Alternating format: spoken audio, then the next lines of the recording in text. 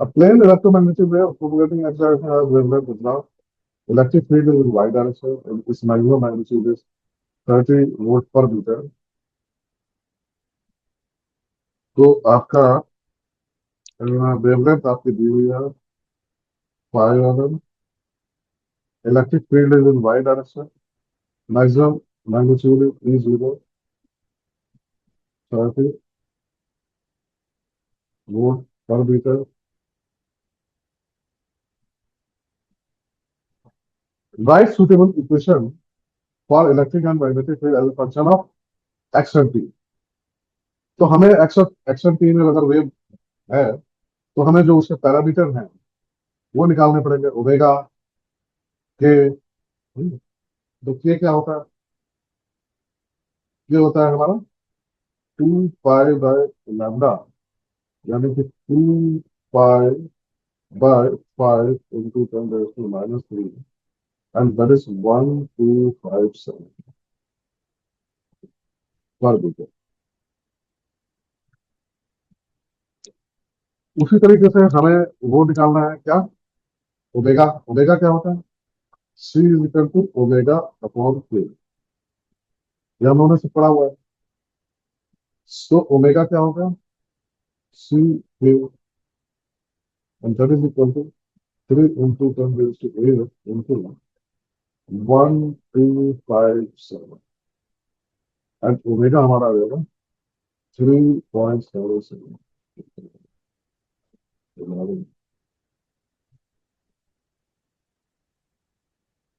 E zero हमें दिया हुआ है।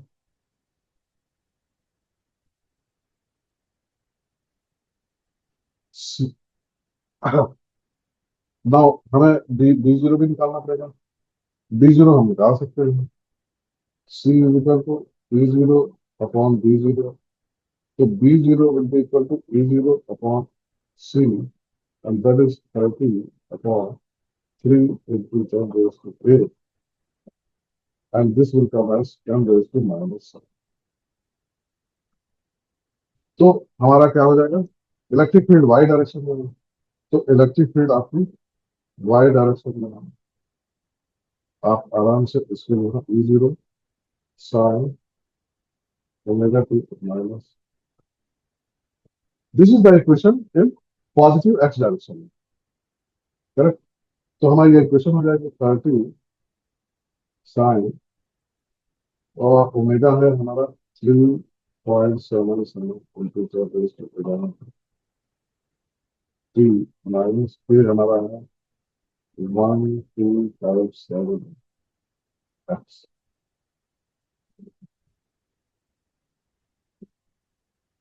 करेक्ट। आपका जो वो क्या है, ये आपका सी आपका आई डायरेक्शन में है, ई आपका वाई डायरेक्शन में है। तो नेचुरली आपका बी जीरो जो है ना वो Z Z positive Z direction में है, and that will be equal to 10⁻⁻7 sine 3.77 equal to 1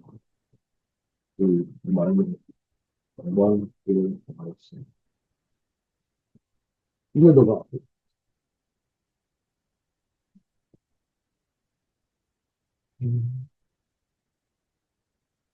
ये दोनों आपके आंसर आए। Correct.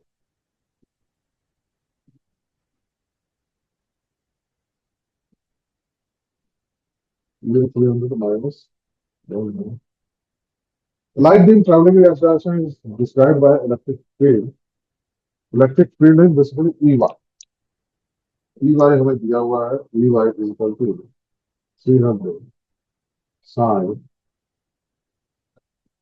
T minus omega T minus x upon c. An electron is constrained to move along y direction with a speed 2 into 10 raised to 7. This is 7। Speed आपको क्या है? 2 into 10 raised to।